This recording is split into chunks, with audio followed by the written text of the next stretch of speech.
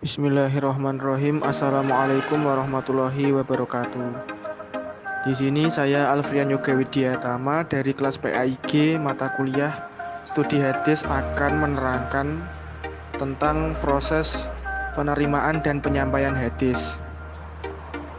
Materi proses penerimaan dan penyampaian hadis di sini dijelaskan pertama tentang pengertian penerimaan dan penyampaian hadis.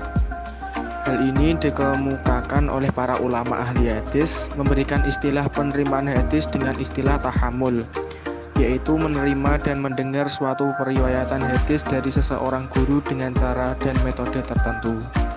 Sedangkan penyampaian hadis dengan istilah ada, yaitu menyampaikan dan meriwayatkan hadis kepada orang lain.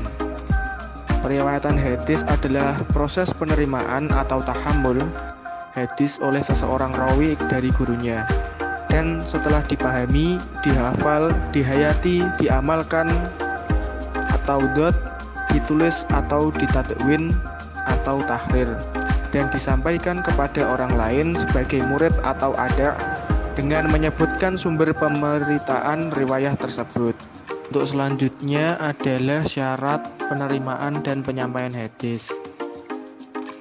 Pertama adalah syarat penerimaan periwayatan atau tahammul hadis. Jumhur ulama ahli hadis berpendapat bahwa penerimaan periwayatan suatu hadis oleh anak yang belum sampai umur atau dimaksudkan belum mukallaf dianggap sah bila periwayatan hadis tersebut disampaikan kepada orang lain pada waktu sudah mukallaf. Kebanyakan ulama ahli hadis tidak menetapkan batas usia tertentu bagi anak yang diperbolehkan bertahammul. Akan tetapi lebih menitikberatkan pada ketamyisan mereka, namun mereka berbeda pendapat juga tentang ketamyisan tersebut. Oleh karenanya, ketamyisan seorang anak bukan diukur dari usia, tetapi didasarkan pada tingkat kemampuan menangkap dan memahami pembicaraan dan mampu menjawab pertanyaan dengan benar serta adanya kemampuan penghafal dan mengingat-ingat hafalannya. Adapun syarat selanjutnya yaitu syarat penyampaian ada atau hadis. Untuk syarat yang pertama adalah Islam, sehingga tidaklah diterima riwayat orang kafir berdasarkan ijma ulama, baik diketahui agamanya tidak memperbolehkan dusta ataupun tidak, dan sangat tidak logis bila riwayatnya diterima, sebab menerima riwayatnya berarti membiarkan caciannya atas kaum muslimin. Bagaimana mungkin riwayat perusak Islam bisa diterima? Di samping itu Allah Azza wa Jalla juga memerintahkan untuk mengecek berita yang dibawa oleh orang-orang fasik melalui firman-Nya dalam Quran surat Al-Hujurat,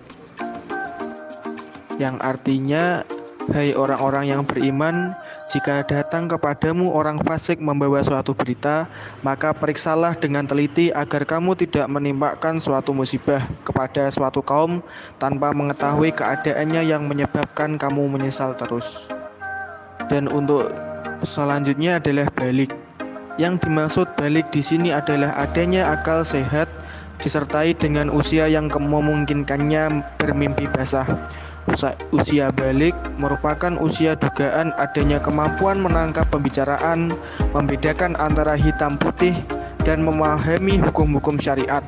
Karena ini keadaan taklif dikaitkan dengannya. Ini merupakan pusat taklif. Karena itu riwayat yang berada di bawah usia taklif tidak bisa diterima.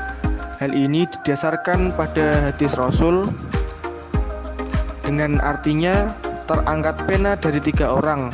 Dari orang gila sampai sembuh, dari orang yang tidur sampai terbangun, dan dari anak kecil sampai bermimpi basah. Hadis riwayat Abu Daud. Syarat menjadi ada yang selanjutnya adalah sifat adil.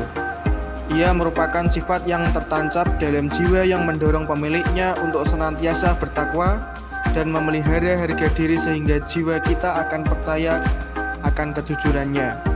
Menjauhi dosa besar termasuk di dalamnya juga sebagian dosa kecil, seperti mencuri sesuap makanan, serta menjauhi perkara mubah yang dinilai mengurangi harga diri, seperti makan di jalan, buang air kecil di jalan, berteman dengan orang yang keji, dan terlalu berlebihan dalam berkelakar.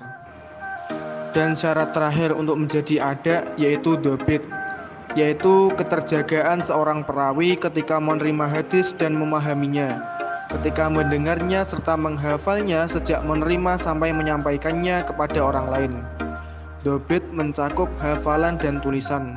Maksudnya, seorang perawi harus benar-benar hafal bila ia meriwayatkan dari hafalannya dan memahami tulisannya dari adanya perubahan, pergantian, atau pengurangan bila ia meriwayatkannya dari tulisannya.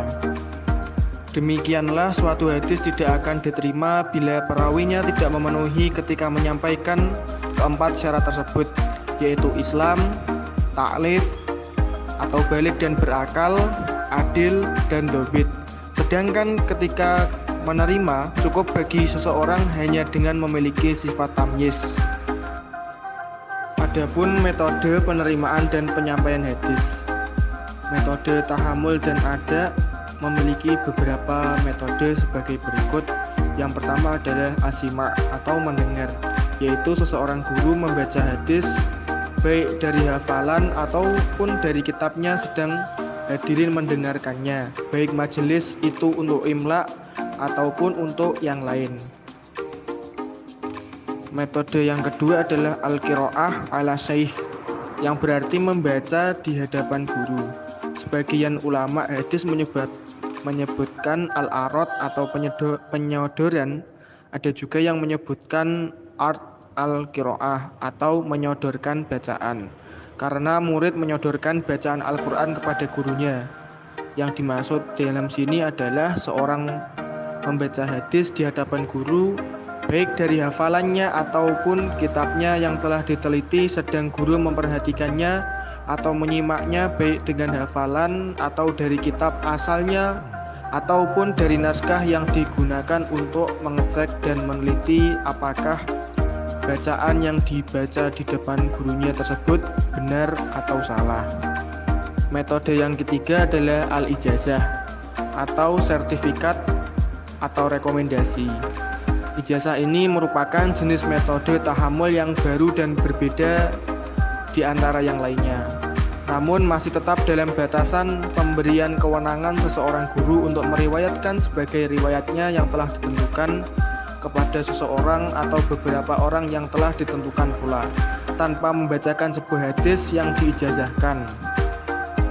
Dan metode keempat adalah al-munawalah, yaitu seseorang ahli hadis memberikan sebuah hadis, beberapa hadis atau sebuah hadis kitab kepada muridnya agar sang murid meriwayatkannya darinya.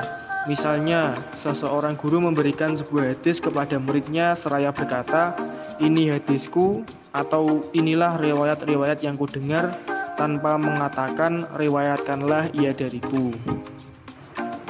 Dan metode yang selanjutnya yaitu al-mukatabah, yaitu seseorang guru menulis dengan tangannya sendiri atau meminta orang lain menuliskan darinya sebagian hadisnya untuk seseorang murid yang ada di hadapannya atau murid yang berada di tempat lain, lalu guru itu mengirimkannya kepada seseorang murid bersama orang yang bisa dipercaya.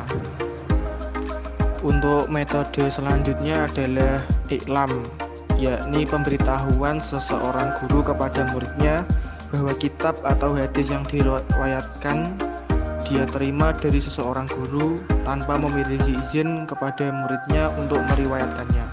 Sebagian ulama ahli usul fikih dan pendapat Ibnu Shalah menetapkannya tidak sah meriwayatkan hadis dengan cara ini karena dikemungkinkan bahwa sang guru sudah mengetahui ada sedikit atau banyak catatnya. Sedangkan kebanyakan ulama ahli hadis, ahli fikih, dan ahli usul fikih membolehkannya. Dan untuk selanjutnya adalah al-wasiyah. Seorang guru ketika akan meninggal atau berpergian meninggalkan pesan kepada orang lain atau muridnya untuk meriwayatkan hadis atau kitabnya setelah sang guru meninggalkannya atau berpergian.